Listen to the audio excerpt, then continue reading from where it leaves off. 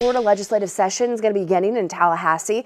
Caleb Califano has a look at some of the biggest bills that are going to be impacting you and your family. It's what a lot of people are going to be talking about. Caleb, lay it out for us.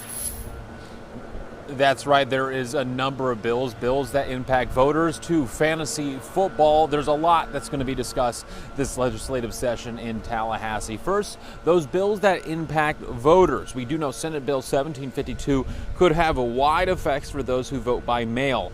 It would essentially restrict the process only for certain groups, such as people who would be absent from their home counties, people who have illness or disabilities, and members of the military stationed overseas.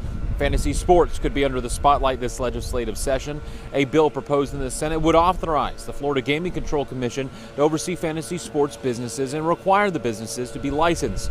Businesses would also have to pay an application fee up to $1 million, with renewal fees costing up to $250,000.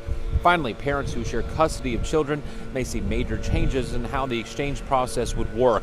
Under a proposed bill, courts would require that during an exchange, it would have to take place at a neutral, safe exchange location as part of court-ordered parenting plans. An example of a safe exchange location would be the parking lot at the sheriff's offices, and those proposed bills would require those safe exchange locations to be monitored 24 hours with video camera surveillance as well. For now, we're live. Caleb Califano, WPBF 25 News.